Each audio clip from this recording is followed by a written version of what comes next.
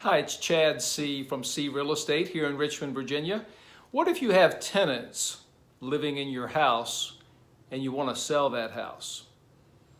So it's a house you don't live in, you've rented it out, and you've decided, yeah, I think I want to go ahead and get that sold. How should you go about it? Well, there's a number of ways. Like we've talked about before, the best way to sell a house is for it to be either totally empty and clean and sparkling and ready to go. And when I say best way to sell it, I'm talking about to get maximum value, to get top market value at the time. So clean and ready to go, or occupied but staged in such a way that it almost looks like a model home, that everything's nice and neat and organized. Those are the best two ways. Now, the first one can't be accomplished when you have tenants living in the house, obviously. The second one, I guess that's possible. That would be the exception, that a house could be made to look that nice while tenants are living in there. Totally could happen, and it could be that your tenant leads the way in getting it in that sort of condition, but that would be highly unusual. So, what do you do? Well, sometimes people will give their tenants notice and they'll say, okay, my lease says I have to give you 60-day notice or what have you, here it is. And then upon them moving out, they'll whip the house into shape and get it on the market. I have other people who say, you know what, I can't afford to not be receiving the rent while I'm trying to sell it, so let's try to sell it while the tenants are in there. I've done that before.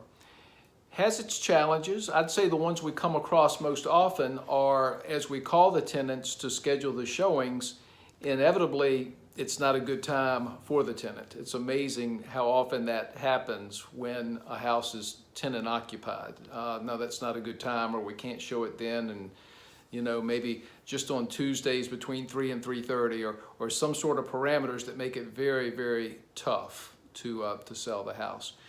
So we could try it that way. Again, you might have the exception. You might have a tenant who says, hey, go anytime you want. In fact, I'm going to have it looking beautiful for you. But again, most of the time, you're better off getting the house vacant and then getting busy on selling it from a aesthetic standpoint and from an availability standpoint. Next thing to think about is the person who's going to buy it. We usually sell houses for the highest amount to what we call owner occupants, people who want to live in the home, make it their home. And those people, as they're shopping for a house, they normally need to have the house within a certain amount of time, a relatively short period of time, 30, 60, maybe 90 days. And it's important that if you're selling a house that has tenants in it, that you're able to deliver the house, that quickly to owner occupants. Again, if you're trying to get as much as you can for the house. If you sell your house to an investor, well, it could be that the investor will be okay with that tenant staying in there, who can then begin renting the house from them. Investors don't tend to pay as much as owner occupants, but it's a good possibility. Now, some of these investors, they'll want to start fresh with their own tenant, and they won't even like that idea. All this to say that there are challenges inherent with trying to sell a house that is tenant occupied. It really reduces the chances of you getting it sold, increases the chances of it taking longer, increases the chances of you having to sell it for a lower price than you'd have to otherwise.